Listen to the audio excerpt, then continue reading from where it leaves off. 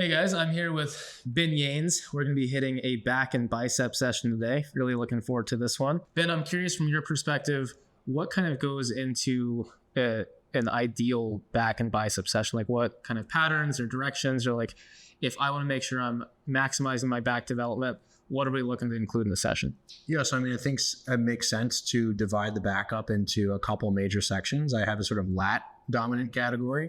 I have an upper back dominant category, maybe some mostly trap focus. And then I have a sort of rear delt category. So those are the main buckets. And I think just picking an exercise for each one of those buckets, which we might call, some kind of vertical or horizontal pull, some kind of reverse fly motion, and then maybe some kind of low to high motion. I think that's a really complete back day. And then just any kind of curl to sort of check the box of biceps if we want to do that.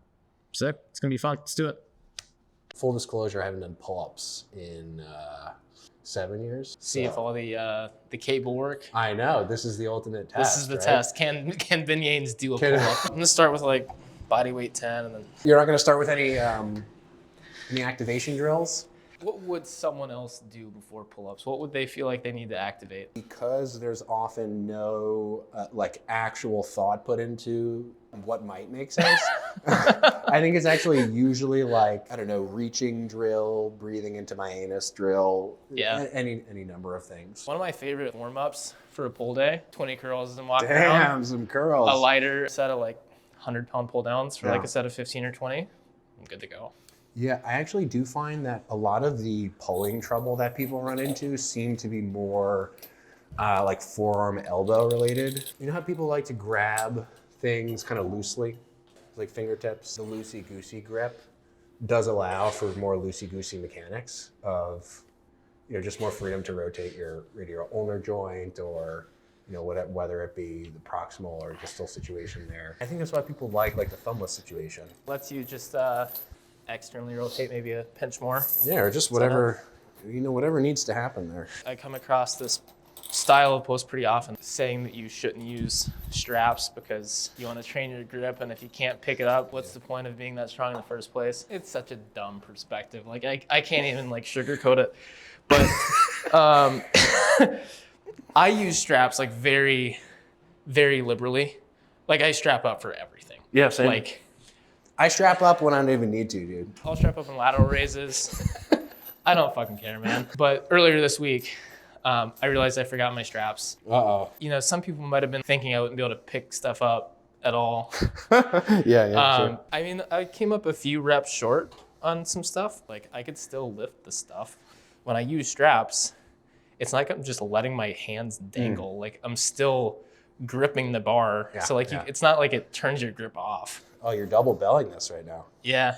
There's probably some heavier ones, but You prefer the balls clanging instead of the plates. Yeah. But I do feel like if there's any strap that's going to come remotely close to eliminating grip, it's going to be like a Versa type grip. Or like, have you seen the hook, like the wrist hook things? Like, yeah. I always go just the old school, like cotton, like $10 straps. That's my go-to. Yeah. So these are the ones I like a lot. Very simple. They're called butcher hooks. Basically like a CrossFit style it looks strap. kind of like, an Olympic lifting strap. It's pretty money. Those are pretty good. You see, I like that. you see how it feels insane. People don't think that like this is a stimulus, like picking this up. I mean, compared to this, obviously not, but it's just like clearly is doing something. It's like there's clearly a reason that your forearms aren't like, just these little toothpicks compared to everything else. So I do a little direct grip work. And I find a little goes a long way. Like I do use straps for pretty much everything, but I'll do a few sets of wrist curls. Yeah. And I feel like that little bit of work definitely adds up. All right, so I'm gonna do like a couple reps here, feel it out. I mean, this is heavy. Like this is 36 kilos. Oh shit. Yeah, that's gonna be good. Ben can do pull-ups. I was wondering. You were wondering if I could? Yeah.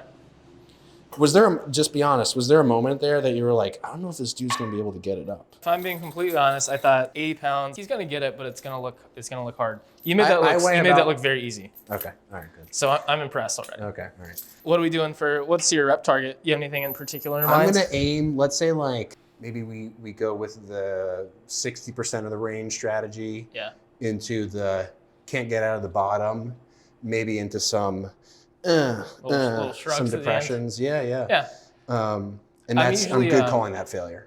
I'm generally more aggressive on pulling exercises.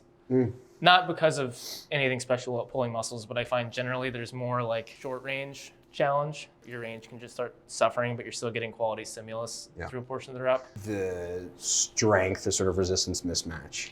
Yeah, when there is that kind of mismatch between your strength curve and the resistance profile, I find I'll kind of push a little bit deeper into failure versus if I'm on like something with a really, lengthened bias, like on a bench press. Right. I'll just save our upper to reserve. I'm not gonna like keep trying to bounce off my chest for 5 more reps, or you're just gonna be wrecked. I'm probably gonna go up in weight a little bit. We're gonna have a weight competition here. Let's keep in mind the difference in body weight betwixt us. Take a guess. 180, 185? Fluctuate between 193 and 6 on average. Really? Yeah. People are How surprised. tall are you? About 6 foot. Are you My really? license says 6 foot. I don't mean this disrespectfully. Just come on, spit it out. You have like the physique, you have the stature of a shorter person. Like you're taller in real life than you look on the internet. See, I can spin that as a compliment. Yeah. Because what you're saying is you look somewhat muscular. Yeah. All right, what is that big? Is that 40? Yeah, so we got 40 kilos here, so like 88 pounds. 88 pounds. Right? Oh, yeah. Yeah. I'm not using straps, but whatever. Oh, come on. Well, this has got pretty good knurling on it. Okay. So now I feel like I shouldn't use straps, but I'm going to. I'm definitely going to.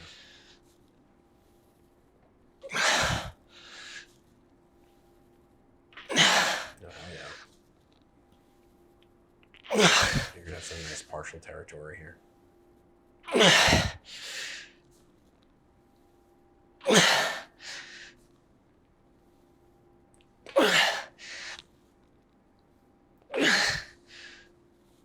Damn.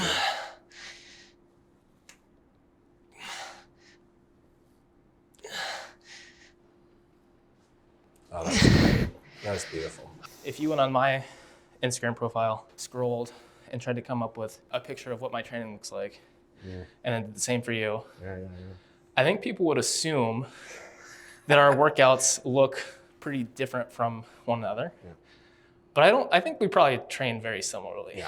I do think that there is this accidental illusion of difference of opinion because we would agree on most topics most of the time, right? It's like where we would start to disagree are on the topics that just move way outside the realm of practical application for a lot of people. Maybe, that's my assumption. But that's what content creation by nature kind of does. It's just it attempts to magnify differences, right? My analogy is like, if you talk to different doctors in different like areas of expertise and specialties and ask them like, what do you think is really important for your health? Like you ask a dentist, they're gonna be like, you gotta brush and floss. Yeah. But then you talk to like, a dermatologist, you're gonna be like, you gotta wear sunscreen. Right. It's not that the dentist and the dermatologist disagree on what's important for health. They just have their areas, and that's fine.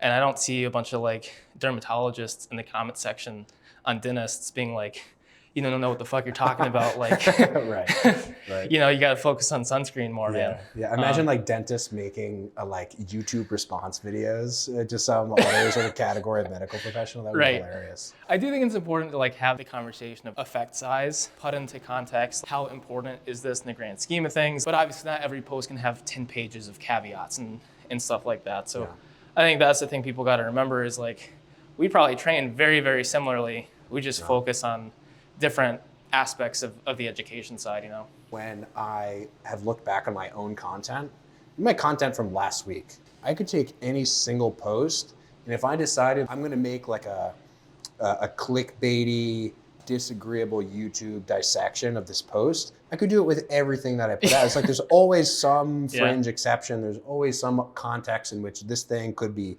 wrong in this way or right in this way. But you just can't, number one, there's the opportunity cost of doing that, like with yourself. It's just like totally paralyzing. I think it's helpful to do sometimes.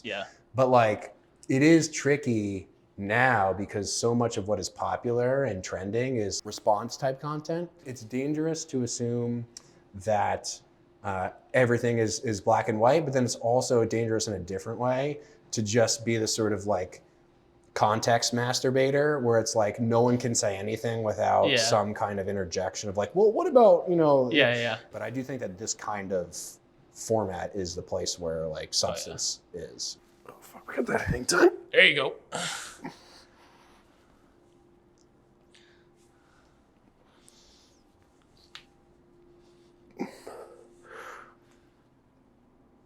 Money.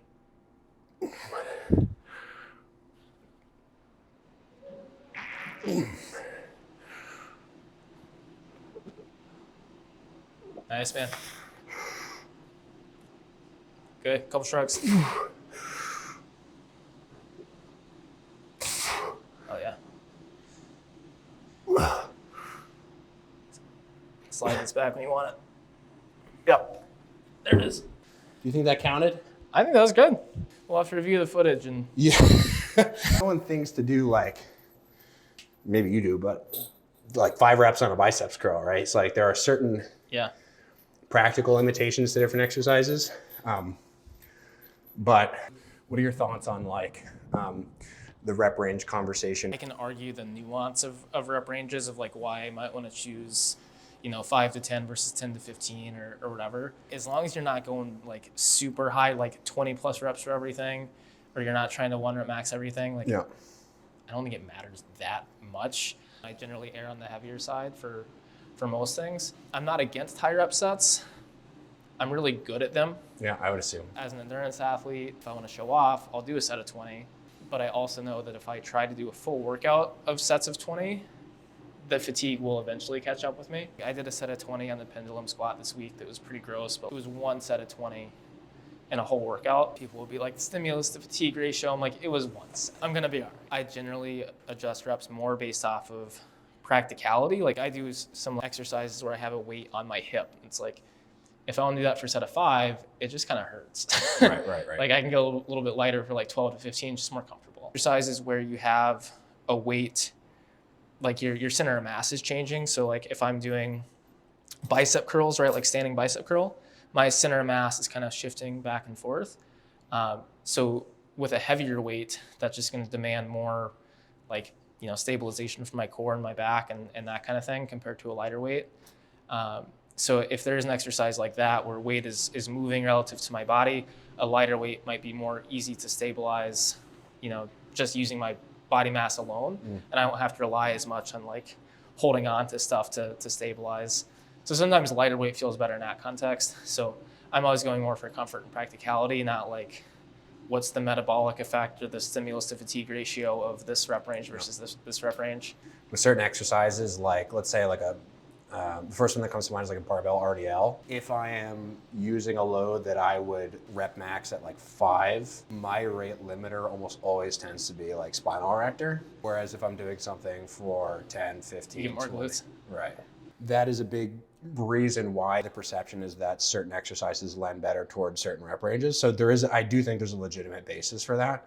When you vary your rep ranges, you actually introduce a little bit of biomechanical variability.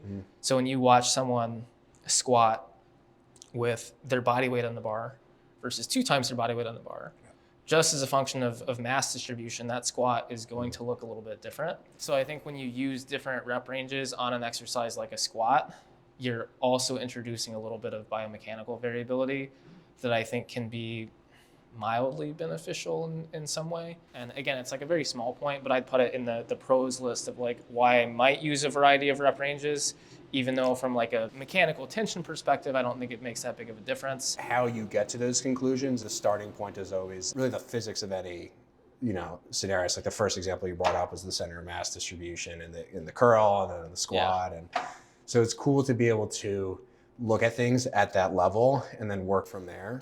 If someone's like, oh shoot, I've been doing sets of 12 to 15, but I just read all this stuff about effective rep theory and stimulus to fatigue ratio, and they're like, maybe that's why I'm not getting big. I'm like, I don't think that's probably not probably it, not, brother. Probably not it. Yeah. I'd be curious on your take on like volume and stuff, but for a typical back day, I'd probably do like 3 compound exercises, maybe 2 isolation, like accessory type things. Probably 2 working sets each would be like my norm. Yeah. How does that compare to you? I'm almost identical on that front. Yeah.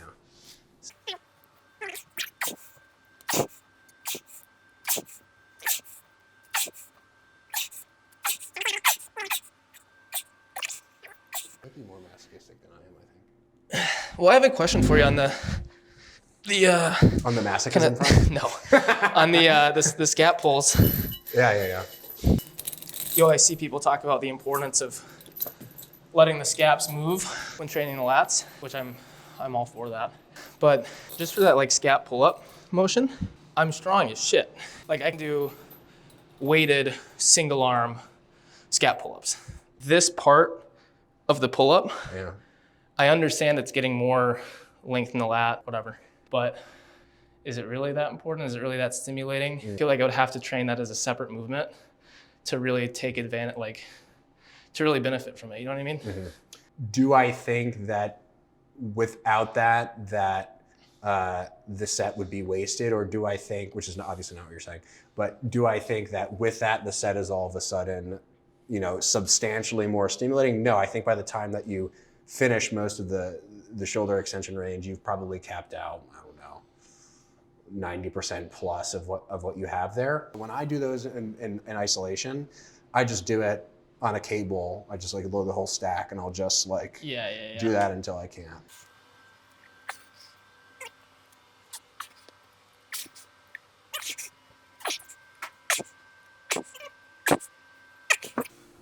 So I just have always stuck to, not always, but for the most part, stuck to just this kind of degree. Yeah.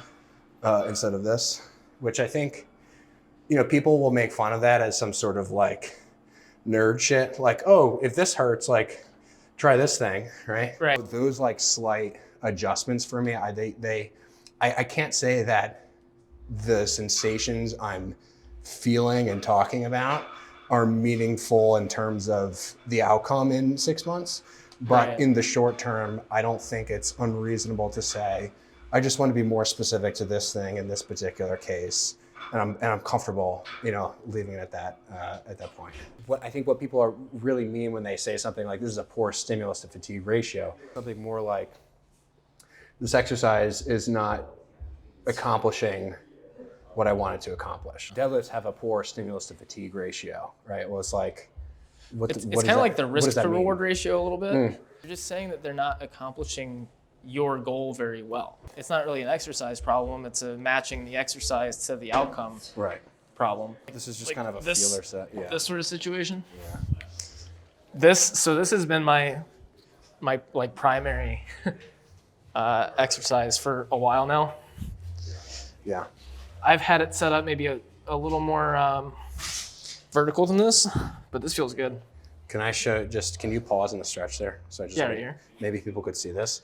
I think it is really cool to see, specifically on you, the direction of these upper guys. Because I think a lot of people think the upper lats, because they'll look at like a 2D thing, they'll say the upper lats like run this way, like as if they're like infinitely going in that direction. Yeah. But then they have this sneaking up thing, right? So I do think maybe you can. Yeah, when they start kind of wrapping around, like they start. Yeah, it's like everything just goes, right. This is the stack. I think that'll be good for us. Yeah. I've found significant variance on like what I can cable lateral raise and or like single arm tricep push down from like different machine to machine.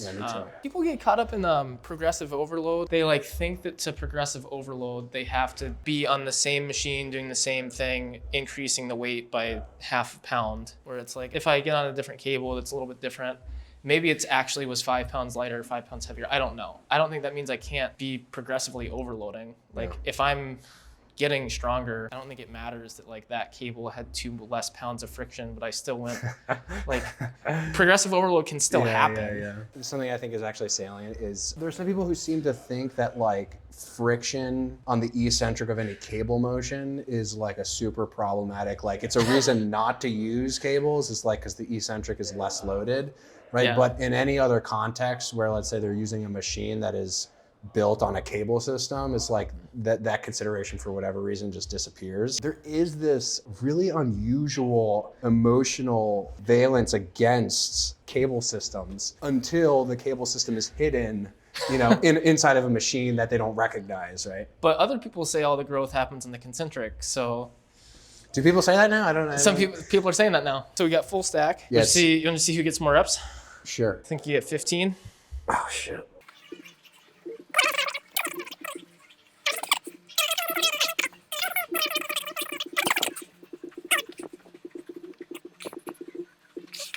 many was that? I wasn't counting. That is the lovely thing about doing everything to failure. I feel a tremendous sense of comfort in actually not understanding how many I've done. Oh yeah. Two things with this setup that I just came to mind is, one is like the hip brace, number one, and then two is maintaining the direction of your pelvis as you trunk rotate. Yes. Yeah. I do think that there is a muscle length consideration there, but I also like the idea of like a secondary rotation stimulus. I don't like to take the time to do a lot of the trunk stuff.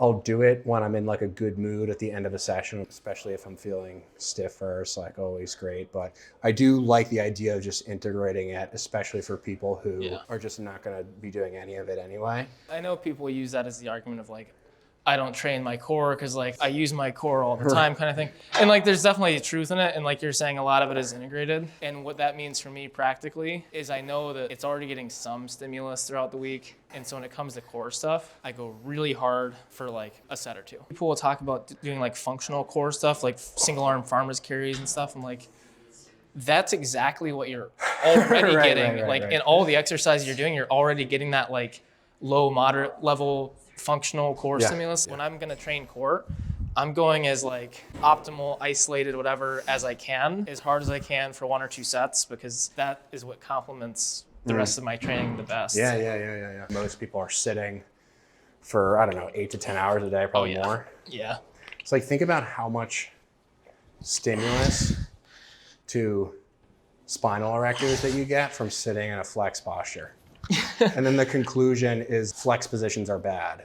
It's like, no, brother, you've just been in this position for 10 fucking hours a day for the last, 20 years of your life. That's where I think the good posture thing originates. Is just like, what are the constraints of most people's lives? What are they getting a lot of? What are they missing? We end up at the wrong conclusion. My mom at various points has had bouts of just severe back pain out of nowhere. And during those time periods, it's like, if you're gonna pick something up and this hurts, maybe let's just a little more knee bend, a little more hip bend, like be careful about it. But then when the pain is gone, I don't want her to then fear, picking up a fucking pencil because this was the bad experience. And I can imagine if you're like a physio, bridging the gap between their emotional distress about the trigger, improving that relationship between that specific position. It's like, I know what that's like to like get her in a position and then be like, I never want to do that again. Would it really be bad if they were just a little more cautious picking something up?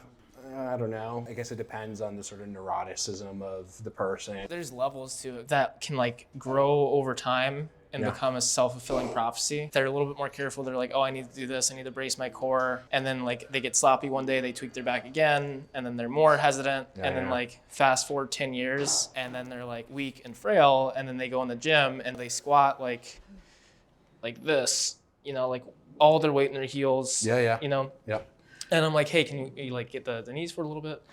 And they're like, well, my knees stopped hurting when my PT taught me to squat correctly. And I'm like, they taught you how to squat around your knee pain, which was good, but it's been 10 years. And now you have no quad muscle. Your knees are achy all the time now. So it's a slippery slope. I just wish people were better about emphasizing that like symptom management technique is not forever technique. But I know people have limited attention spans and I don't always blame the coach or the trainer because I know I've probably had nuanced discussions with people and they walk away remembering like one thing. Yeah, population is super important in that instance because my good friend Ethan, who's a pro bodybuilder, he's had horrific bouts of back pain experience. And for him, those management strategies are the difference between him waking up the next day, having overflowed that bucket. In some ways, we might think, oh, they're more resilient, but all the stresses they're dealing with are also so much higher in magnitude. There's multiple kind of categories of how I would coach technique, from like symptom management to just general health and function to training a professional athlete with like very high demands. I'm going to approach back pain symptom management differently than trying to optimize performance in a sport that demands a lot of the back versus just having a general person feel good. Those are all like slightly different conversations. And I think people run into issues when they like try to apply symptom management to general health, or they apply general health to a pro athlete, not using the right information with the right audience. It's like the analogy you gave earlier about the dentist, having just filtering everything through their model and people just talking past each other. There you go. For technique on this, might be a bit helpful to people. The two things that I think can mess with people on this. Number one, just thinking that more this way is better. So it's like people will go like, they'll turn like this almost. Right. And then by the time the cable's here, they're just like, they're just like externally rotating the cable. Yeah. But then also like when you're there, rather than thinking more this way, you want to kind of think I kind of think about, reach. Up and up, I kind yeah. of shrug a little bit with yeah, it. exactly. Yeah, that's right. I'm gonna get real close to you.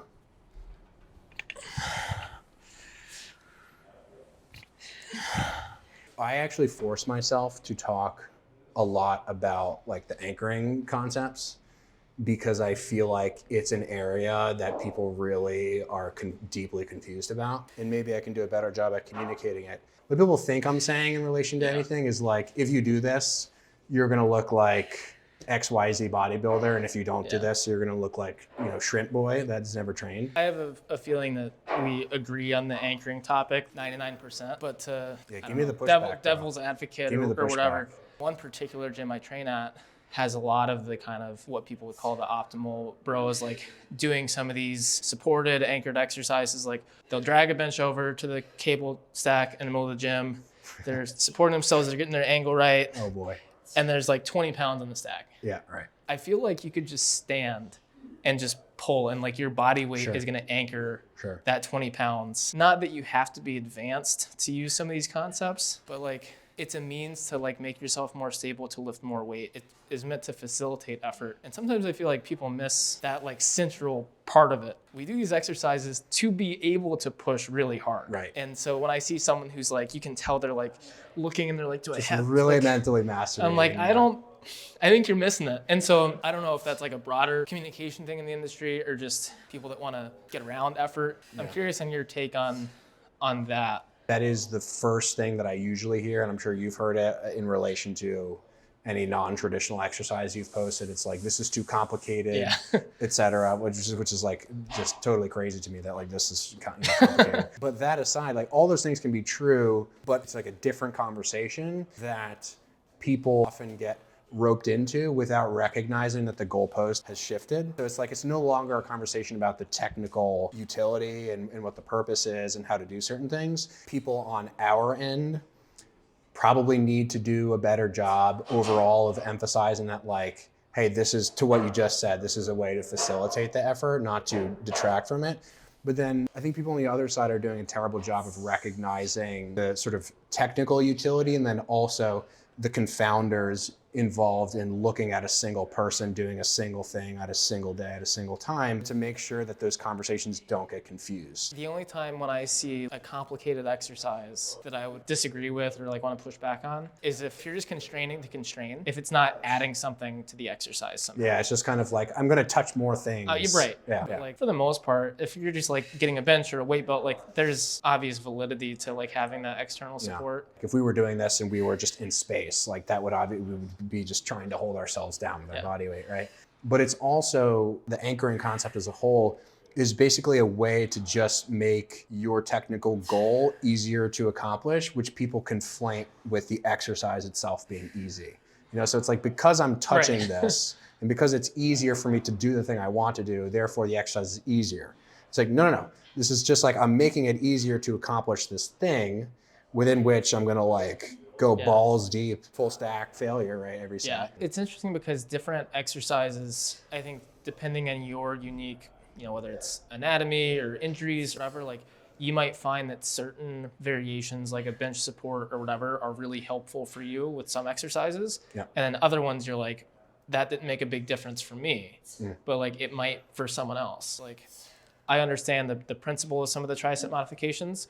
I've tried it and I'm like, it's kind of nice, but like I probably wouldn't do it myself just because. But like I see someone else do it. I'm like, if that feels better for your shoulder, by all means do it. And I've worked with people who end up like having shoulder complaints with triceps that I would absolutely give it to. Yeah. So like just because I wouldn't take the like extra 30 seconds or whatever doesn't mean that I wouldn't tell someone else that they might benefit from it themselves. You might think that it wasn't 30 seconds though. You might think that based on the internet assumption, it's, you know, I'm spending it's 10 minutes. I'm spending 25 minutes putting this thing on the front of my arm, which is like, I can't understand that either. I do think the modifications I'd make to an exercise in terms of like making it more optimal or whatever will definitely vary depending on the level of the client. So like for you, if I'm going to modify an exercise or add an anchor or whatever, it's probably going to be from keeping yourself stable perspective. Whereas, for example, I have some overweight clients who doing a single arm pull down like this, they might be lifting 15, 20% of their body weight. Right. The cable is not pulling them across the room as it would be for us without the bench here. But for them, the priority might just be general comfort, or maybe something touching their back of their rib cage so they feel what's going on. That might be my priority in terms of using constraints, as opposed to the let's hold the person down kind of thing, because they don't need that. And like you said about your mom holding on to something to squat, it's like helping people manage their center of mass is great with a beginner squatting. Yeah. Whereas like when you're squatting a really heavy weight, that's just not as much of an issue, generally speaking. Fewer choices there. Right. Yeah. So it's like using the appropriate constraint for a beginner versus an advanced athlete, a heavier athlete versus a lighter athlete is going to vary. Like I got a lot of pushback on, I'm not going to be able to do it with this weight, I think. This exercise. Oh yeah, you had Because you can see like my foot's starting to slip across the ground. Yeah. And also, just because you can make it look stable doesn't mean. Well, right. Like I'm fighting to not. Yeah, because that looks like you made it look like, oh, he's pretty stable. Yeah, but if I had the weight belt on my hips, it would have been a lot easier. A lot of people were like, I don't understand what the dip belt is for. Well, if you're not strong enough to use at least 50% of your body weight, you're not going to notice the difference. There's no point in adding the weight belt like I did until you reach that point. So, for our rep conversation earlier, if you're in a situation where, for whatever reason, you don't have access to that. Yeah, lighter for more reps. Higher reps, yeah. Yeah, and it's still fine. I'm not going to be too tired. Yeah, hopefully. What's next for upper back? My two next slots usually are some kind of upper back hybrid and then some kind of rear delt isolation thing. I feel like upper back is a weak spot for me, so this will be interesting. I love a good low to high row. Yeah, you do a lot of these, shruggy. Right? Yeah. We got to hit some biceps today too, by the way. The one thing I do that most people would probably see on paper and say it's not optimal, but I'm curious your thought on it, is I would think if most people were going to do a back and bicep session, they would do all their back exercises and then finish with biceps. I'll usually put my biceps in the middle. I don't think that's an absurd move. It gives me an opportunity to rest my back for a little bit. Yeah, I think when people have a tough time managing the bicep to shoulder stuff, that's when they feel the need to really separate them. They feel very separate to me. They feel very separate to me, but we might just sound like assholes.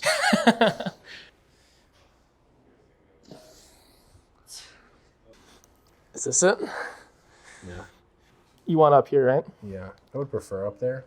I actually think it might be cool if you come a little bit more like elbows down and then almost like a scoop, Yeah. Less of like a shrug, but more of just a subtle, And just focusing on the scoop like here, almost like when your elbow's behind you, I'm going to almost push them down. Yeah, this is a tough one for me. Yeah. This is a decent width for me, and your width might, like pulling the bench back might be a little better for you. Yeah. But I like to go kind of like pretty spine extended. Yeah, I noticed that. That might be the move. Oh, you kind of go supinated, huh? Yeah. I played football for 12 years. I played quarterback and linebacker, and I also played baseball for even longer than I played football. So a lot of throwing. And so at the end of my football career, I was like, man, my shoulders are fucked like most of the time. I just want to see what's under the hood. So I got an MRI on both shoulders. And not that this is uncommon, but I had like multiple different tears and whatever was diagnosed as shoulder labrum, whatever. Maybe that history plays into like my windows of comfort or discomfort. I mean, we all got our stuff, and like, if you don't have anything now, you probably will. I hadn't had anything wrong with my shoulders. Like, they were perfect until a bike accident last year. That was nasty to come back from. I'll wake up some days, I'll just be like, yeah, we're just going to remind you of that crash this week. Great. A big part of the reason I like to go supinated is just because when I tend to align this plane, or in this case, this plane with the load, I tend to get a lot of stuff going on here just by turning this way. Now we got that good. Oh yeah. We got that good connective tissue help going on. If I supinate like that, not that it's good, a good or bad thing. I just feel more side delt coming in too. Yeah, makes sense. I like rear delts. I do it standing. That feels so good. Because you can just like kind of twist into the stretch till it feels like exactly what you want. It's like the set point. Yeah. Yeah, like see here. I feel like I could even go up. Maybe, and it's kind of a big jump. We'll see what happens. If that feels like too much, just maybe scoot the cuff up. Oh yeah, you can always shorten the lever a little bit. I think it's helpful for people to know that you have your fingers on this side of the column to kind of push this way and that way. Yeah. So that you don't get turned around. I have a bad feeling about this for me, but I'm just going to do it anyway. And I'm just going to cheat a little bit. The best thing is if I'm training someone who doesn't understand what I'm doing. Oh my God, Ben. You are so fucking strong, bro. For the audience, what Ben's done here is he's just slid the cuff further up his arm. So that shortens the moment arm from where the cable's pulling his arm to his shoulder. So it makes it a little bit easier. But it's not necessarily just a cheat because you're shortening the moment arm disproportionately more at the elbow than at the shoulder when you slide it up. So if you do get a lot of like tricep or elbow sensation, that higher cuff position is probably good. A lot of times you'll hear people say things like, oh, this machine sucks, or like most leg extensions suck, but I can make most equipment work. Making claims like, oh, it's a shit profile, or oh, there's shit range. It's like there are always little things that you can do. And it's more like a quip that has become popular to say like, most machines suck. And it's like, okay, tell me one thing about this machine that sucks. A shitty machine is 90% as good as a great machine too, like in terms of exactly. what you're gonna get out of it. You have no idea like what the fucking actual like manufacturing constraints would be. But Ben, the leg extension needs to go 2 more inches back. Or I'm not going to grow my quads. You know what okay. Officially, I think the worst category of Instagram reel now is the reel which perpetuates the notion that like those little changes are just going to like explode. Get this extra range, double put your this gains. pad. It's like that is where the animosity toward those changes I think comes from. Curls next. When you start seeing percentages and check marks, it's usually around. This targets 60% of lats. This exercise targets 100% of your biceps. I'm just gonna put that I feel out like there. that's a fairly empirical claim that you just made. What are those, 40s? These are 40s.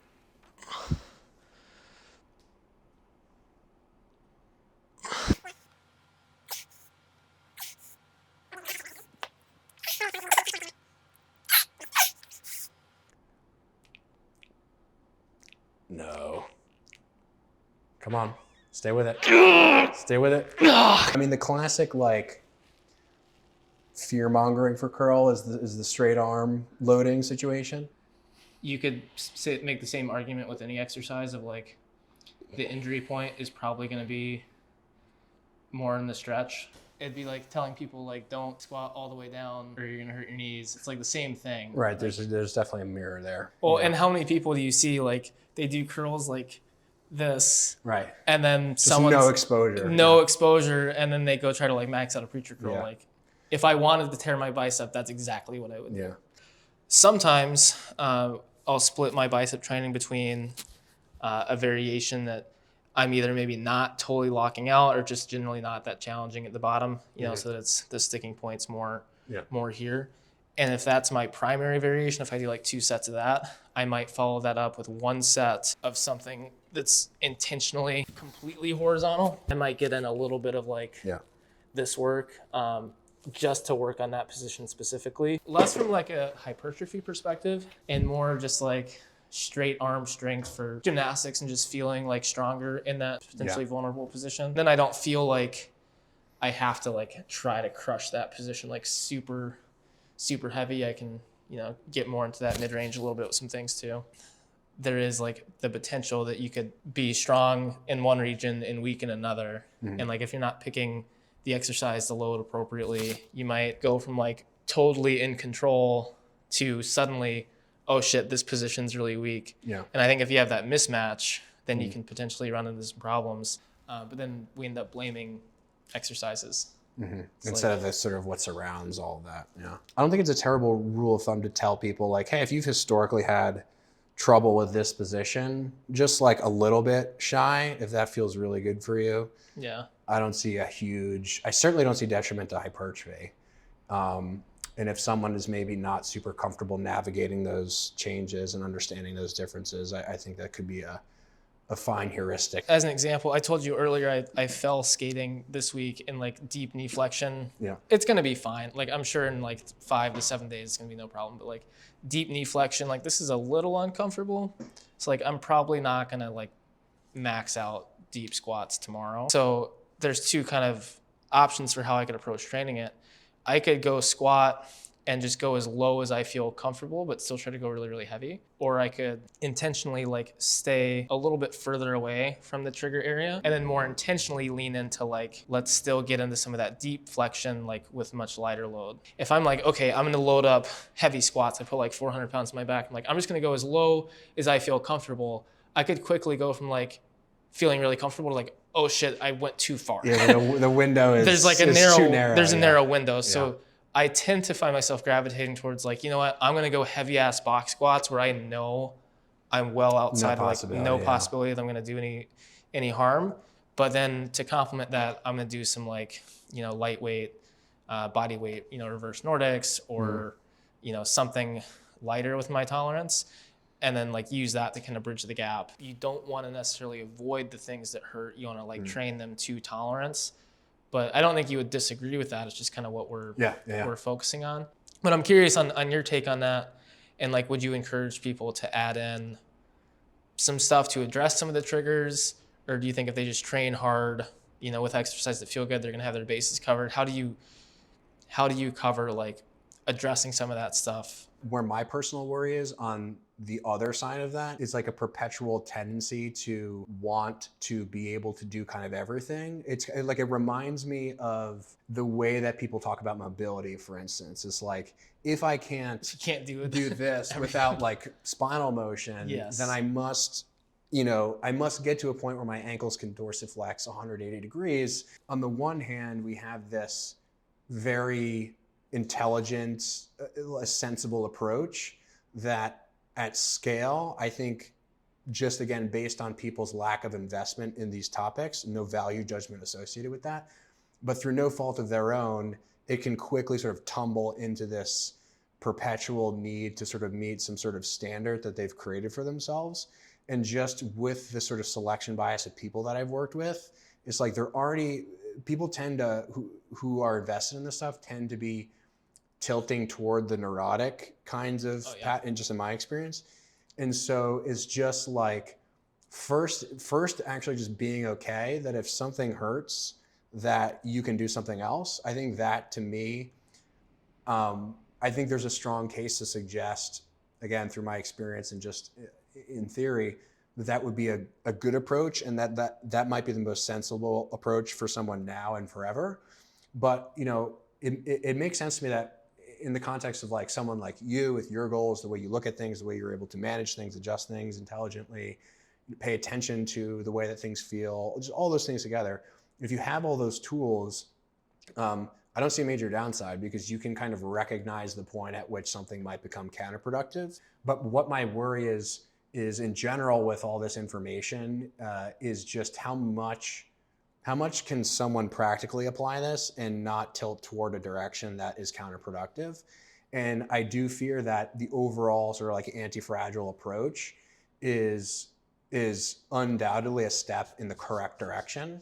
But I've also seen people then tie themselves to specific things, almost in a way that it reminds me of like when people are overly obsessed with particular techniques. It's just like the obsession and attachment to technique and perfection of technique reminds me of an obsession and an attachment to load on the bar, or reminds me of the obsession of like being able to do this mobility thing or that mobility thing. So for me, just with my personality and how extreme my personality tends to be, it's like, if I'm gonna go for something, I'm tunnel vision. And so I prefer, in my own experience, just not sort of pressing the buttons that in the past have been have made me regret pushing them. So I think it, ultimately, as with all these things we're talking about, it's like who is receiving the information, and then how is it landing for them? Because someone could interpret what you're saying and understand it in the way that I just understood the context of it, but another person might say, "Oh, I have this pain." Then I'm just going to go deeper and deeper and deeper into it until like I'm able to do it without that same thing coming up. And people love to just argue against a more extreme version of your actual perspective. Yeah. You know what I mean? Yeah. Because people will see some of the stuff I do with like kind of poking into triggers and like building tolerance and stuff.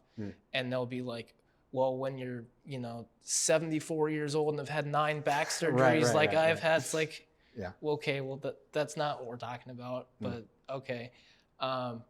But yeah, I think when you take any ideology too far, you end up doing the exact opposite of what you really wanted to accomplish in the first place. So to your point, I think that people that have this kind of anti-fragile mindset of like trying to make themselves never have any pain and like any limitation that they've run into, just like obsessing over those things, I think it can ironically turn into not training hard anymore because you're so focused on the weaknesses. Whereas my like goal is always to get people training as hard as they can, get people as fit as they can be. And my general kind of framework for that is kind of an 80-20 approach of like, say you have some aches and pains, your elbow hurts when you do this, your knee hurts when you do that.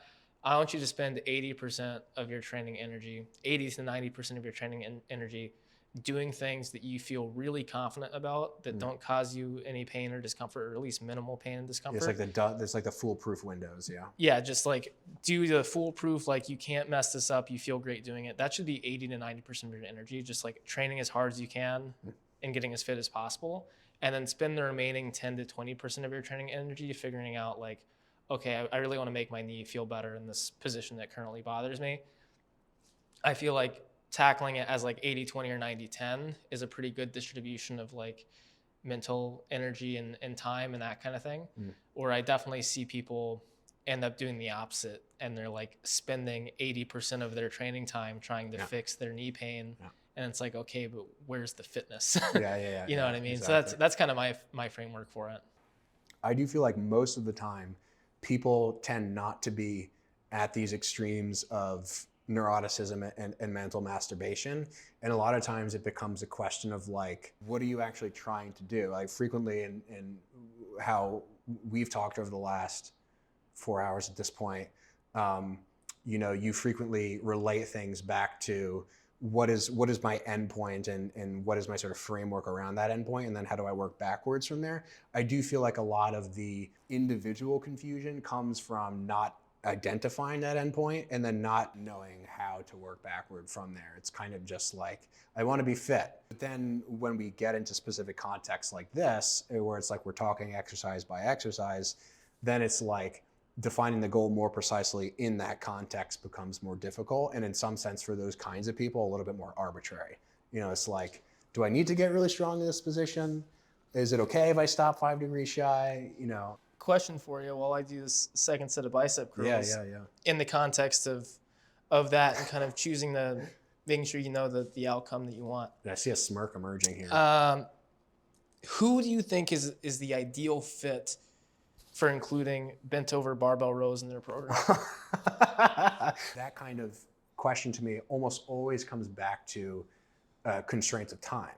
If someone just really enjoys the feeling of like using their entire body, and then in tandem with that, it makes sense given, I'm a dad with 3 kids and I have 35 minutes to work out in the morning every day.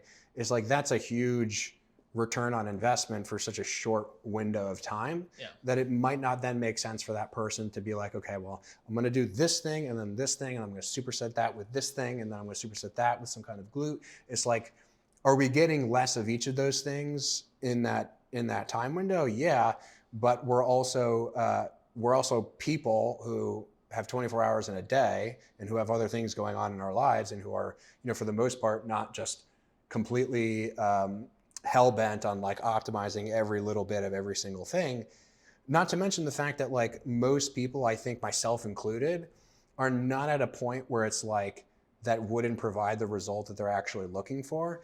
It's more just like what way does this person prefer, what way does this person prefer to train, and how much time do they have to do it. I'm under no illusion that the results that I'm getting now are better than the results that I would be getting if I lift in a more sort of traditional compound. I'm doing my barbell squats and my barbell bench. Yeah. I'm under no impression that wouldn't be as good or potentially even better given where I'm at in my life. It's more just like, given the constraints, given the preferences, this is where I land. So the title of this video is going to be Ben Yanes thinks barbell rows are stupid. Well, that was a great answer, man. Yeah, sometimes I do that more squat like than bridge like. Yeah, these are pretty heavy. Yeah, it's no joke.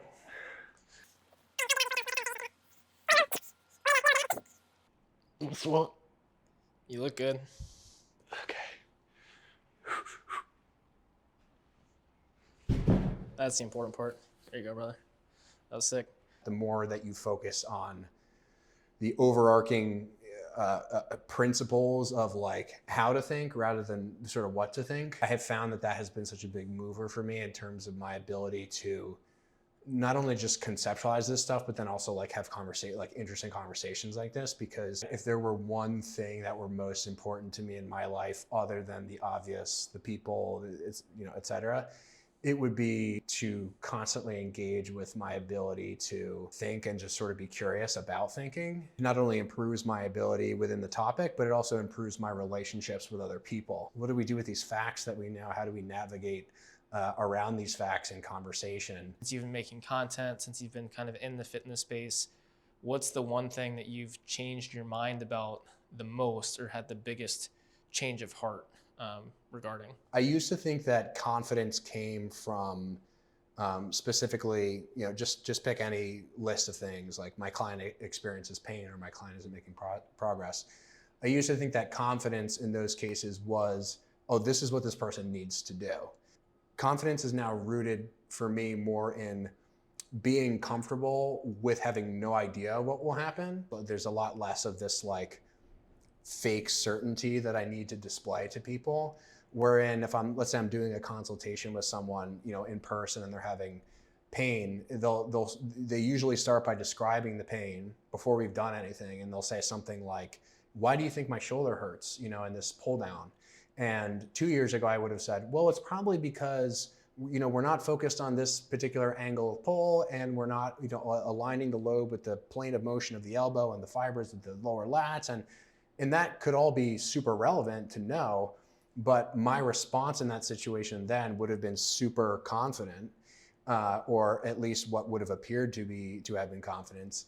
And now I say like, honestly, I have some thoughts about what might be going on, but like, let's just play around with it and see, and like, let's explore what feels good, what feels less good. So, a sort of maybe clearer, shorter version of that would just be to be more comfortable with tying confidence to exploration, as opposed to sort of fakely tying confidence to this nervous certainty that like we all seem to have about what will work and what won't work. And it's just like, I feel like that kind of thing is only realized through lots and lots and lots of experiences and time. I'm not suggesting that like if I had a new client, I would be like, hey, I have no idea what's going on. That's not the same, context. Yeah. But that is very uncomfortable for people, I think, is to grapple with just how much of this stuff is completely unknown in some sense. Within the evidence-based